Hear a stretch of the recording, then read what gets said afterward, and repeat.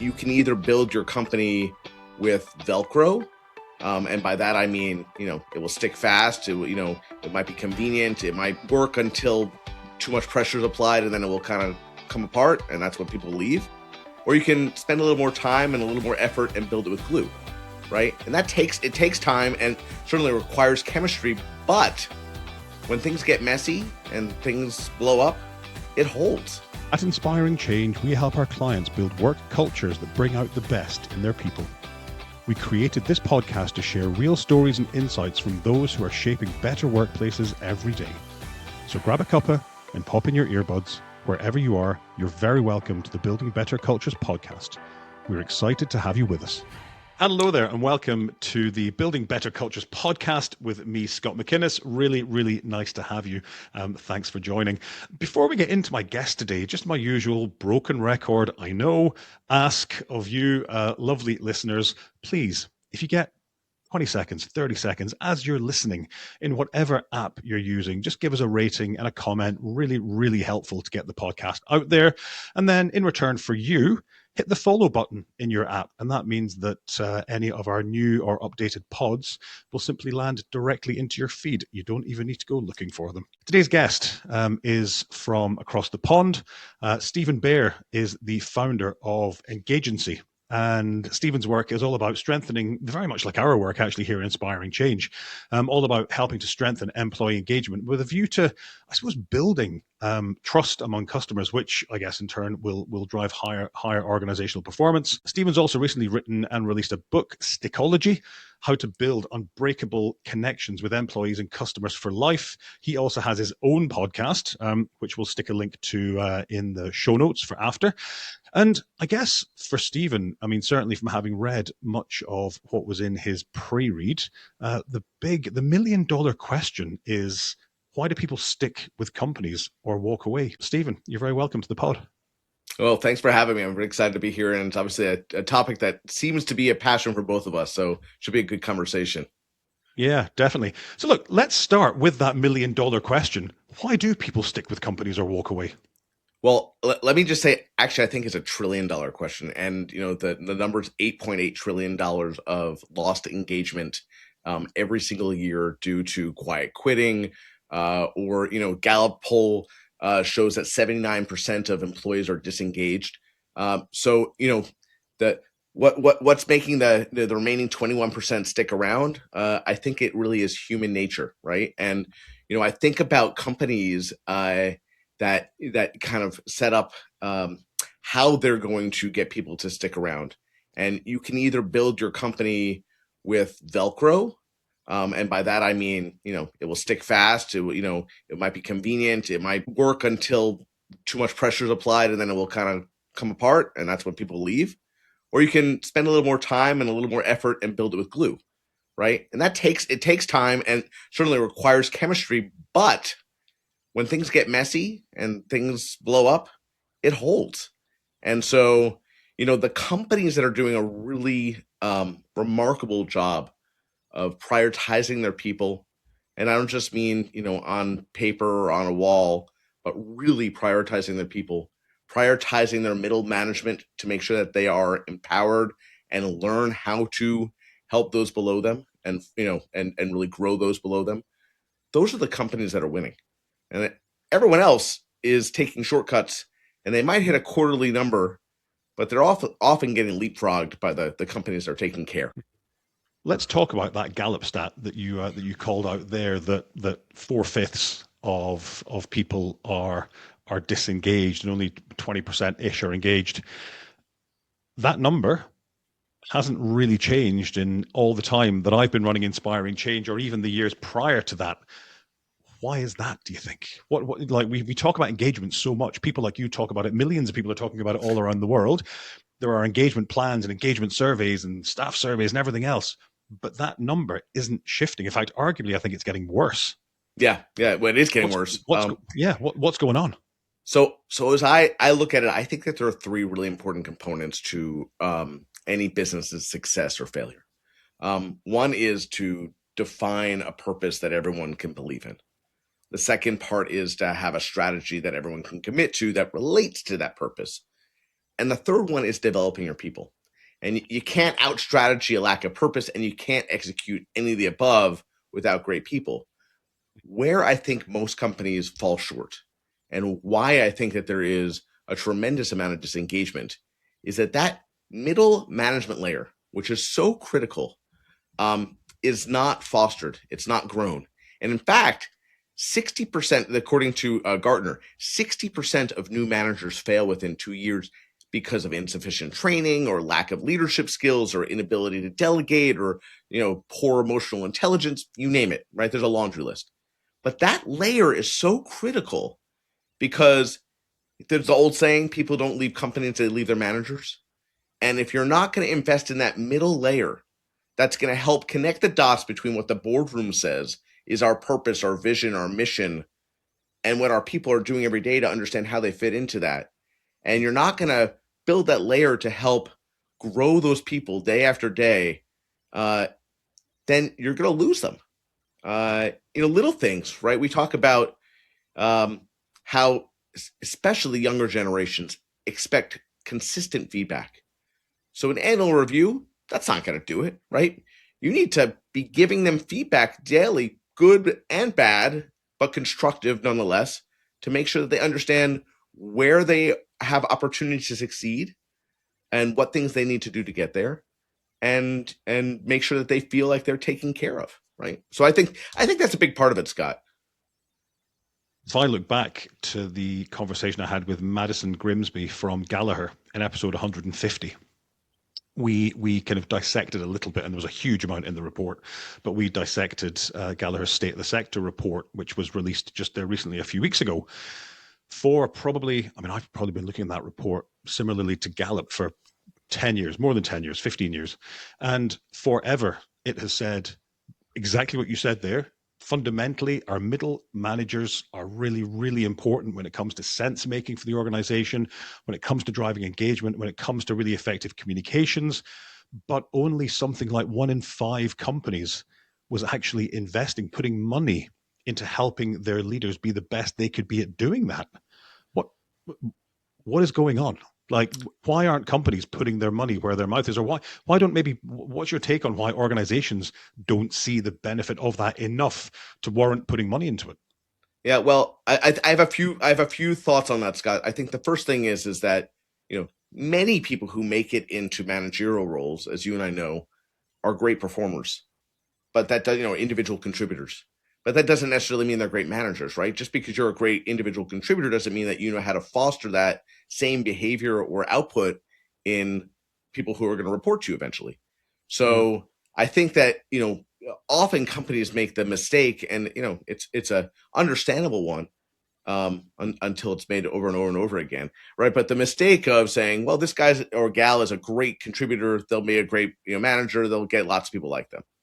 Well, that takes certainly some tutelage to make sure that they can get there.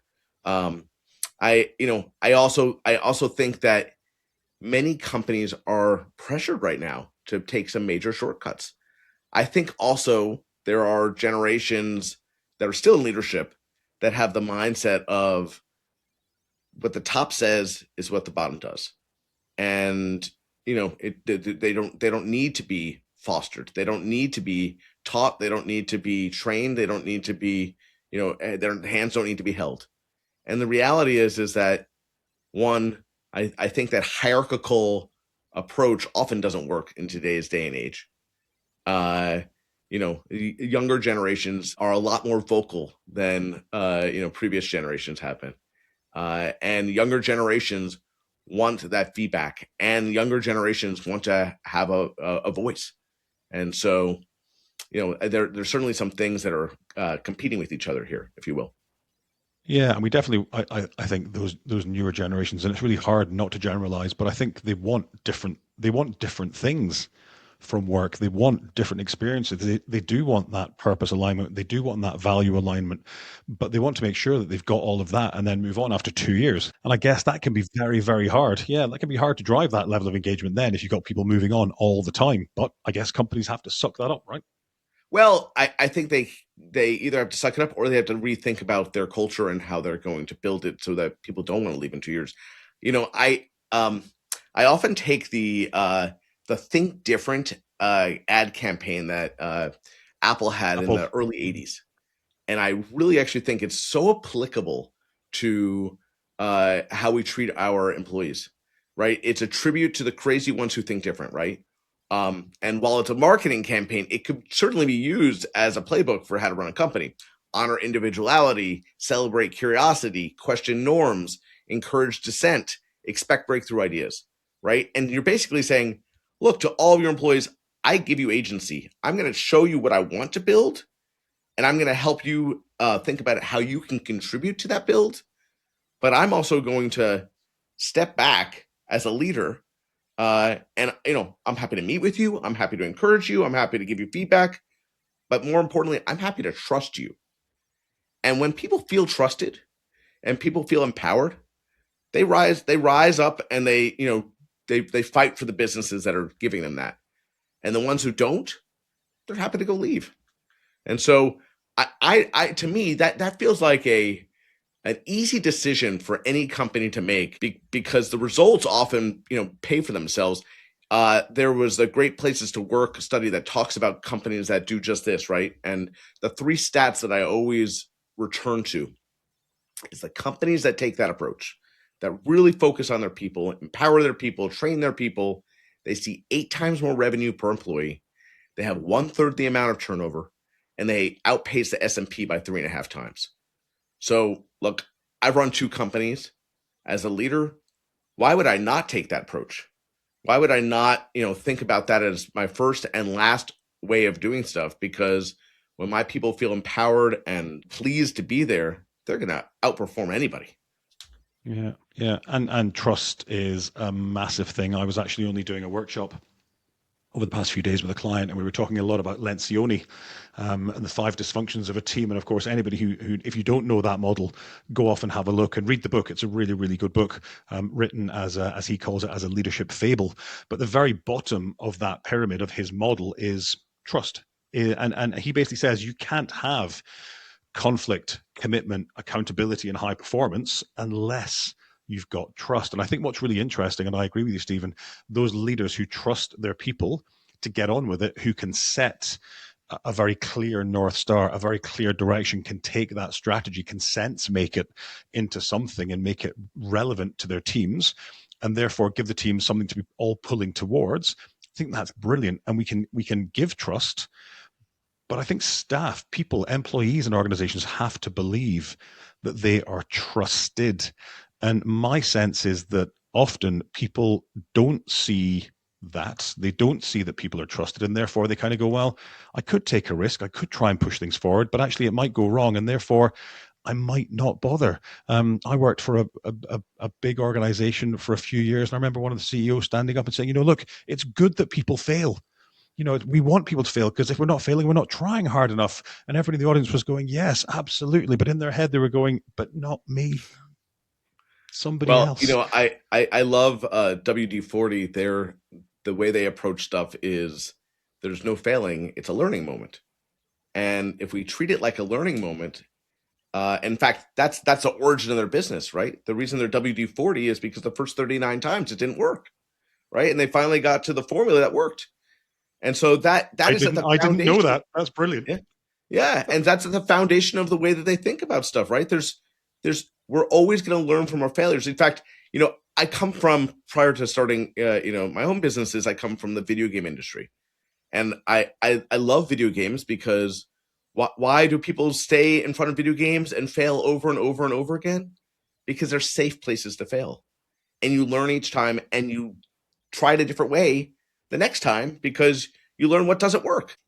I think, Scott, about the companies that are taking this approach, and it's not necessarily even just the companies that do and the companies that don't. They're companies that have transformed dramatically. Two examples I happen to love and I talk about often. One is Microsoft, and I think about under Steve Ballmer versus Satya Nadella. Right under Steve Ballmer, it was an extremely toxic, competitive environment, really slow on innovation, very low morale. Right, but Satya Nadella came in and he really turned that culture into a collaboration culture. Innovation rebounded significantly, And it wasn't just Stephen or Scott's success, it was our team's success, right? And that's really important. And if you look at the financial success of the business under those two leaders, Satya Nadella, it is just crazy how much spike there was in both revenue and profit. And if you take the same comparison of Home Depot, and you look at Bob Nardelli, and you look at Frank Blake, under Bob Nardelli, he led with fear, intimidation, micromanagement, right? He certainly gutted employee autonomy, right? But Frank Blake came in and he had a totally different approach. He built trust with the frontline workers. He walked the floor. He went to every store over and over again. He was really known for his servant leadership. He'd write thank you notes to hundreds of employees every week. So same thing. If you look at the charts on their true leadership, skyrocket in both revenue and profit under Frank Blake. And so I think it's about the tonality that starts at the top. And you think about leaders when they walk into a room, what is the tone of the room? Does it change? Does it change for the positive? Does it change for the negative? Do people get nervous? If they're nervous, that's probably not a good sign for the culture. If they're excited and they're ready to share and they want to, show what they're thinking or push back on something that's not working, that I think is magic. Yeah, absolutely. I was running a workshop for a client a few weeks ago on accountability, and we were talking about it. And I said, anybody got any experiences of where it worked really well or maybe didn't work quite so well? And somebody put their hand up and said, we had a CEO when they walked in the room, and the exact words they used were, when they walked in the room, the temperature dropped. Yeah. Like being that, imagine being that CEO and thinking that was the impact you were having on roomfuls of your staff. And I think probably that's perhaps to the Microsoft example you were just talking about there. That's like the Balmer effect. Nearly, Gates went, he built up the company. Balmer comes in, runs the company, and I wonder, was it less about what Satya Nadella was then did to kind of rekindle that spirit, or was that spirit always there, but Balmer had put a kind of a lid on it and was just pushing it down, and people were just waiting for that spring for Nadella to come in and they could then reblossom? Yeah, my guess is it's a mix of the two, right? I mean, obviously it was such a long period. Under Balmer's leadership was about 10 years. And so, I imagine a lot of the people had come and gone at that point. But you think about that industry is filled with just brilliant people who want to create stuff. They want to change the world. They want to change the way that we do stuff every single day, right? So why not tap into that? One of the things that I obviously much smaller companies, the ones that I've led, but my philosophy has always been, whether you are 20 years my senior or 20 years my junior, I have something to learn from you. And the more that that leaders are open to what people can teach them, because we all have different experiences, different insights, different different ways of moving things forward or approaching things, you're going to see a lot more success. You're going to see a lot more innovation. You're going to see a lot more excitement from your employees because everyone feels like this is partially my business. And that's what you want them to feel. Well, as people and as leaders, are you suggesting that we're getting in our own way because we're just not allowing those conversations to happen? We're not allowing space to say, I think perhaps we should do it this way. But do any of you have any ideas of how we might do it better or differently that I might not have thought about? Is it just that those conversations aren't happening? Well, I would even change the way you said it, right? First of all, I don't think those conversations are often happening, but with all due respect, I think one tweak to what you said is I wouldn't want to say, I think we should do it this way, because that's automatically going to make people say, oh, well, should I dissent, right? So it is, hey, here's our goal. Here's what we're trying to get to. I'd love to hear from all of you about how we can do it. What's the most effective way? Let's figure this out together, right? That way you're putting nothing in there other than opportunity for people to contribute. And I think that's what people want to do. People want to have an impact, right? If we think that, so I agree.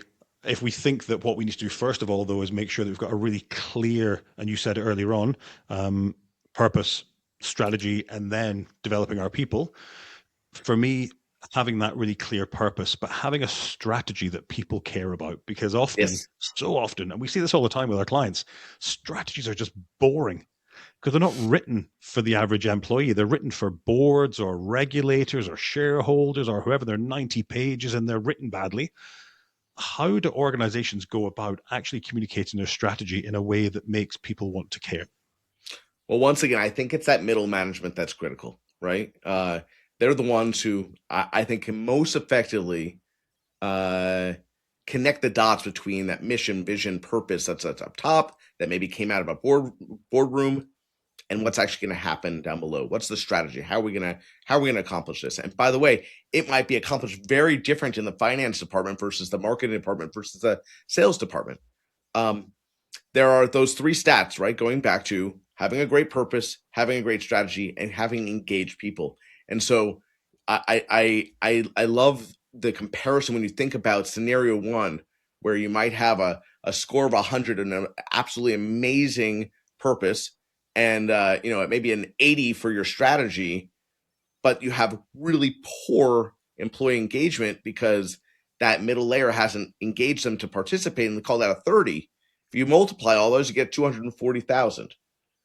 But if you take it and you say, once again, I have a great purpose, I have a okay strategy, because they give it a 60 instead of the 80 that was in the first scenario, but you have 80% of your employees participating, and you multiply all those, you have twice the score. And so you really need middle to high scores on all three of those components: great purpose, great strategy, great engagement. And if you don't have the great engagement, no matter how good your purpose or strategy is, it's not going to be pushed forward. What makes a great purpose? Uh, I think to me, it is tapping into both your employees and to your consumers' wants, minds, needs, right?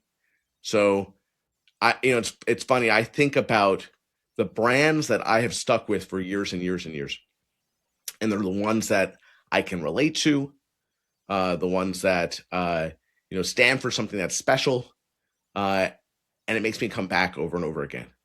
And that's as a consumer, right? And it almost is multiplied tenfold if you have a great purpose internally, right? But the reality is your consumers are not even going to be there. They're not going to buy in if your employees aren't bought in, right? So I always talk about kind of like the engagement cycle, right? You need to have a great purpose that is going to get real employment engagement and buy-in. And when you have happy, successful, enjoying life employees, it is it's infectious. And customers will feel that, and they will often mirror that. And by the way, when you have upset, annoyed, disengaged employees, same thing. That's infectious, right? So which one would you rather have? You want to make sure you have a purpose that people can get around, right? And that people feel great about, and that it isn't we're going to make $1 trillion. It's we are going to, change the lives of these people. We are going to move this industry forward. We are going to, fundamentally, improve X, Y, or Z, right? So Yeah, and I wonder. I was having a chat with a CPO in one of the pharmaceutical companies here about 2 weeks ago, and she said, "Oh, our purpose is to manufacture drugs that save lives." And I was like, "Oh my God, you are so lucky to have a purpose like that, because that's something that I think we can all stand behind." yeah, If we work in a hospital, helping people get better so they can go back to their lives, their families, and their loved ones could be your purpose. But I wonder where organizations. So if I suppose where I'm going with this question is around kind of purpose washing, I guess, and maybe the weaponization of purpose that sometimes organizations try too hard. That if you're a manufacturer of bricks, like or you're a manufacturer of toothpicks, or whatever you might be, but it doesn't have that same human maybe connection piece, that heart piece that really good purposes have. How can organizations go about trying to purpose-ize, if that's even a word? How do you purpose-ize that? yeah, it's a good example. Just going back to the WD-40, and I'm sorry I don't have this off the top of my head. I was going to look it up while you were asking the question, but their purpose is in many ways almost as grandesque as that pharmaceutical business that you just mentioned. And you think to yourself, you're a can of oil. What are you talking about? Right. Like, that's, but, you know, when you talk to Gary Ridge, the former CEO and chairman, he talks about how they want to have impact on this world. And he even talks about how, as a leader, his philosophy always was, and the company's philosophy still is today, is and this is not their purpose, but their philosophy is, I want to make sure that I want to make sure that my employees are happy, because when they go home, they will most likely have happy families. And if they have happy families, they'll probably contribute to a happy community. And you have a happy community that will probably contribute to a happier world. And I know that you think to yourself, well, that's pretty grandesque, right? But actually, I think, and I told him it's incredibly cheesy, but it's beautiful. I actually really love that. I love the pressure that is put onto the leadership shoulders of not just contributing to having 20, 40, 100, 1,000, 10,000 happy employees, but the domino effect that you can have on society. And if our leaders put a little more pressure on themselves to do that, I think that, in aggregate, it would absolutely make society a lot better. This episode is brought to you by Inspiring Change. We work with senior teams to help them be clear and intentional about the culture they need to be successful, to communicate change in a more human way, and to give their leaders the skills, tools, and confidence to be amazing catalysts for change. To learn more about our work and who we do it for, just pop along to inspiringchange.ie. Doing a piece of research at the moment on disconnection and on the impact that disconnection has on culture, and the research itself with chief people officers is throwing up some really interesting themes and reasons for that. But I know, having chatted to you before, Stephen, your belief is that engagement trumps connection when it comes to building loyalty and driving high performance. Why is that? Is it's one over the other, or do you need both, or what's your take? Well, I think that connection and engagement, and then unfortunately sometimes they're truly defined in a way that maybe is too similar. But when I think about the businesses that are making us connected, right, we are more technically connected than we've ever been, right? But we don't get the warm fuzzies out of a text or a Slack or a email or any you name it, right? Any of those things, or even a FaceTime or a video conference. Really, we don't. Although I'm enjoying looking at your face here, but I will say, no guest has ever said that. Well, there you go. It's a first. All right. But what we really get, I think, makes us feel good and makes us feel good about our managers is those that really are able to emotionally connect with us, emotionally engage us. And by the way, it doesn't have to be rocket science. I talk about middle management doing the following, but I think that leaders and anyone who's overseeing a team or individuals can do this. It comes down to three things in my mind. And once again, maybe falling into the corny side, but greeting them, knowing them, and growing them. And so what do I mean by each of those, right? At the end of the day, I think it's so important when I'm talking to someone to make sure that they know that I'm really thinking about them. And I'm not just thinking about them when I'm talking to them. Scott, it is great to see you. By the way, yesterday I was just thinking about you. I was thinking about something you said a week ago, and it kept me up at night because it was really interesting, and I see how we could apply it to this business. Well, then you know that I'm listening to you. I'm thinking about your contribution. I'm really considering how can we use that. That is simple. That's a really simple thing. So that's on the greeting them side. Knowing them, take the time to know them. I talked to another author probably about a year ago who I just fell in love with what she said here. She did, and I do today, have all of my employees write a user manual. And so what is that? I mean, literally, what makes them work? What makes them not work? What motivates them? What ticks them off? And I don't just mean in the office. Who's important to them at home? What are their priorities? So that I know as their boss and their colleagues know how to use them most effectively and where they're going to break down. And make sure that the entire team, when you're kicking off a project, just reviews these user manuals. so that we know as a team how we're going to go forward most effectively. And I know as a manager how I can make sure that I'm tapping into where you want me to and staying away where you don't. So that's knowing them.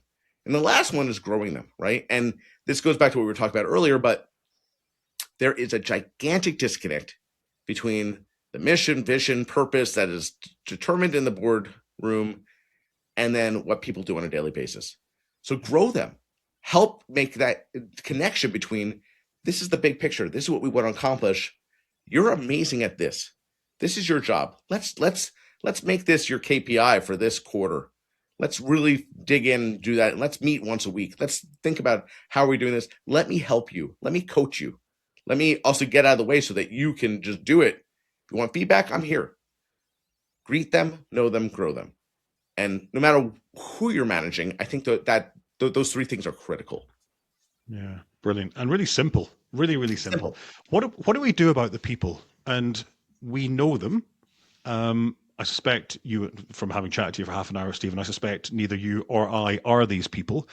But there are other people that don't necessarily want you to know them. They don't want you to know the ins and outs of their life. They're quite private. That, you know, work is work and home is home, and there the twain shall meet. And actually, I come here at 9 o'clock on a Monday morning. I leave at 5 on a Friday evening, and I don't really think about work in between those times. So what about those people? How can you connect with those people really effectively to help them get their work done in a way that they need?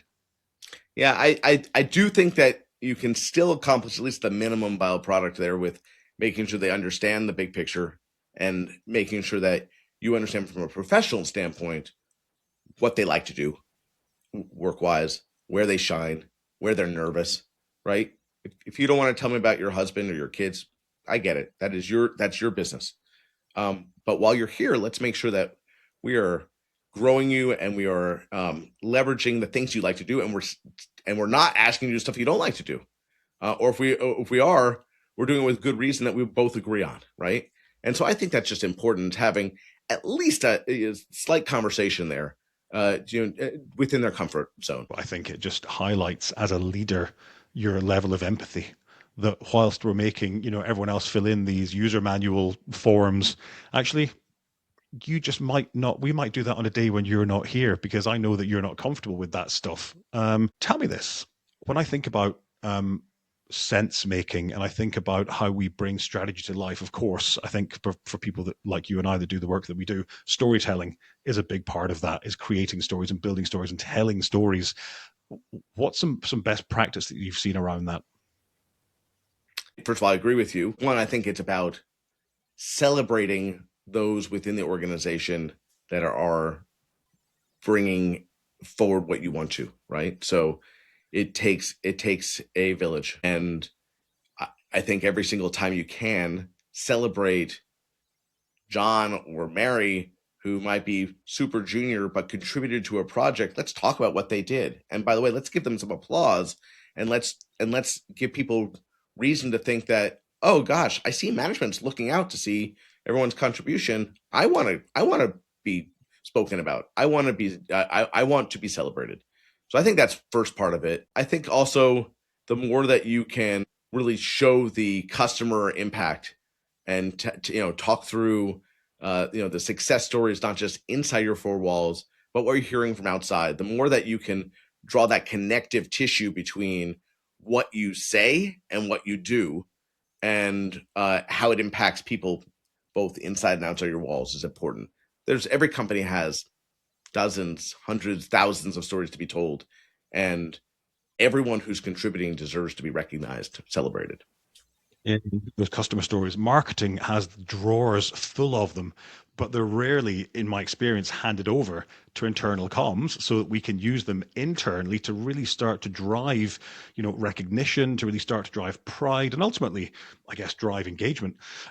Stephen, in finishing up, because we're nearly out of time, what would you say are the top three things? If I'm a leader in a small organization, say, and I'm looking and I've got a sense, because it is a sense, it's a feeling perhaps that my people aren't quite as connected as I think they maybe could or should be. What are some of the practical things that I should be doing? I think it starts with getting your team outside of the office, sitting down and saying, hey, this is what we're trying to do. This is where we are right now. I think the transparency is really important, and humbleness is really important. I think saying to them, I think we're falling short here. I don't have the answers to how to do it, but I know that together we can do that. We can figure it out. And empowering people. I think that's probably the most important one. Get out of the office, get out of their way, explain what you're trying to do, and recruit them to help solve the problem. And people want to be helpful. People want to be successful. They want to contribute. They don't want to fear. They don't want to feel judged. So if you can provide a culture where they can stand up and really participate, 9 out of 10 times, they're going to blow you away. If you want to grab a copy of Stephen's book, Stickology, How to Build Unbreakable Connections with Employees and Customers for Life, you can pop along to Amazon. We will put a link to the book, Stephen, in the show notes. If we want to get in touch with you, what's the best way to do that? You can reach out to me right through my personal website, stephenbaer.com. And happy to bounce around ideas with anybody. I'm really just truly passionate about this stuff. And if I can be of help or I can be a sounding board, please reach out. Brilliant stuff. Stephen, it's been a pleasure having you on the podcast. Thanks a lot for taking the time. Thank you so much, Scott. I enjoyed it very much. Thanks for listening. If you haven't already done so, please take 30 seconds to give us a quick rating and a review wherever you're listening. It really does help. And to hear from other leaders in our podcasts, to read our blogs, or to find out more about the work that we do, please visit inspiringchange.ie.